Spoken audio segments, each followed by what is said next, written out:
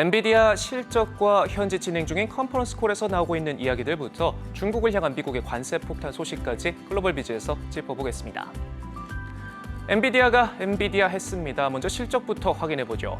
매출과 순익 모두 시장 기대치를 크게 뛰어넘었는데요. 지난 분기 매출은 260% 넘게 증가한 260억 4천만 달러, 우리 돈 35조 원에 달해 사상 최대치로 올렸고요. 주당 순익은 6.12달러를, 특히 데이터 센터 매출은 427% 폭증한 226억 달러로 크게 늘었습니다. 칩 품귀 현상으로 미뤄볼 때 호실적은 이미 예상됐기 때문에 시장의 시선은 가이던스에 쏠렸죠. 인공지능 붐이 사그라드는 것 아니냐는 우려가 무색할 정도로 긍정적인 전망치를 내놨는데요. 2분기 매출이 전망치인 266억 달러를 훌쩍 뛰어넘는 280억 달러를 기록할 것으로 내다보면서 AI 대세 흐름이 당분간 계속될 것을 시사했습니다. 호실적과 더불어 밝은 전망에 주가는 시간에 걸해서 상승세를 타면서 사상 처음으로 1,000달러를 넘어섰고요. 엔비디아는 또 10대1 주식 분할도 발표했고 배당금도 획득하기로 했습니다. 컨퍼런스 콜에서 나오고 있는 이야기들도 짚어보죠. 지난 3월 공개된 차세대 칩 블랙웰과 관련한 언급이 조금 전 나왔습니다.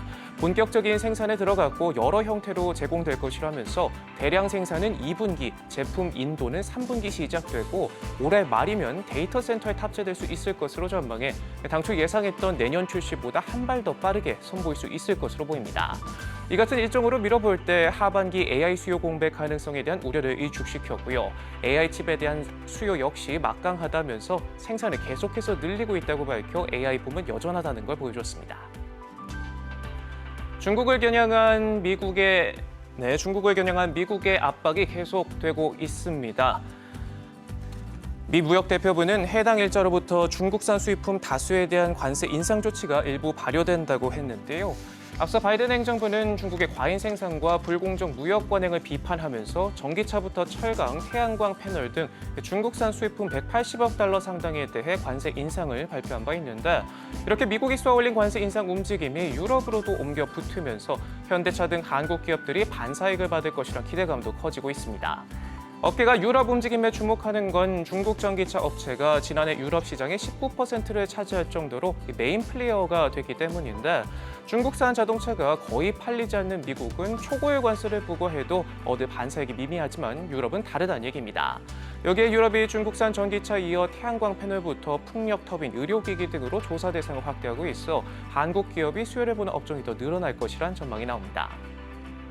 눈에는 눈, 이에는 이입니다. 중국 정부가 관세 폭탄에 맞서 맞불 조치를 검토하고 있는데요. 일단 중국으로 들어오는 2,500cc 이상 대형 수입차에 대해 최대 25% 보복성 관세 인상을 고려 중인 것으로 전해졌습니다. 탄소 배출을 줄이기 위함이라는 설명이지만 진짜 이유는 미국과 유럽의 중국산 제품 견제에 맞대응하려는 것으로 풀이되는데요. 자동차 외에도 로키드 마틴 등 미국 군수기업 12곳에 대해 제재 카드도 꺼내들었고요. 미중 무역 전쟁이 미국과 유럽 대 중국으로 확전하면서 최근 유럽산 와인과 유제품에 대해서도 보복 관세를 부과할 수 있음을 시사했고, 수입하는 플라스틱 원료에 대한 반덤핑 조사에도 나서면서 갈등이 고조되고 있습니다. 아마존이 인공지능 비서 전쟁에 뛰어들었습니다. 올해로 출시된 지 10년이 된 음성 비서 알렉사를 새롭게 단장할 계획인데요. 생성형 AI 자체 개발한 거대 언어 모델 타이탄을 탑재해 사람처럼 대화를 나눌 수 있는 모습으로 재탄생합니다. 연말 공개할 예정인데 업그레이드에 필요한 개발 비용을 상쇄하기 위해 별도의 월간 구독료를 부과할 계획인 것으로 전해졌습니다.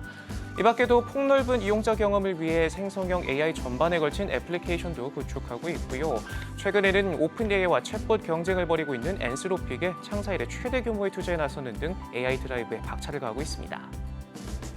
이 같은 인공지능 대세 흐름은 월가에서도 포착되고 있습니다. AI 반도체를 담보로 잡고 대출을 지원하는 사례가 늘고 있는데요. 엔비디아의 픽으로도 잘 알려진 AI 데이터 센터 스타트업 코어위브는 최근 단숨에 우리 돈 10조 원을 조달하는 데 성공했고요.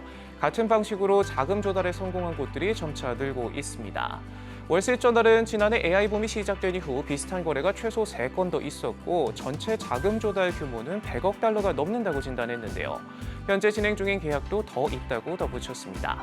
실제로 람다랩스가 엔비디아 칩을 담보로 최근 5억 달러를 유치했고요.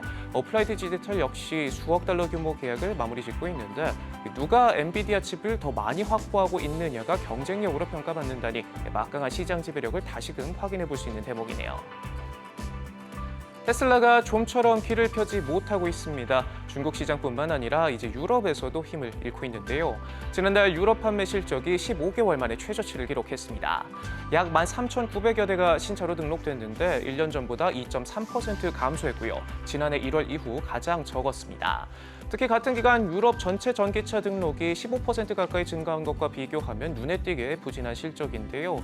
특히 유럽 최대 자동차 시장인 독일의 경우 0.2% 감소에 그치면서 보합세를 보인 반면 테슬라의 실적은 32% 급감했습니다. 반면 중국 BYD는 유럽까지 테슬라를 쫓아왔습니다. $10,000짜리 초저가 전기차로 시장 공략에 나섰는데요. 내년 C걸 해치백을 출시할 계획인데 유럽 표준 충족을 위한 스펙 조정과 관세 부과 등을 고려해도 우리 돈 2천만 원대에 판매할 수 있을 것으로 내다보고 있습니다. 유럽이 중국 전기차 보조금과 관련해 조사에 나서고 있지만 여전히 현지 업체들의 큰 압박이 될 텐데요. BYD는 헝가리에 제조 공장을 짓기로 발표하는 등 관세 공격을 피하기 위한 장치도 차근차근 마련해 나가고 있습니다. 지금까지 글로벌 비즈였습니다.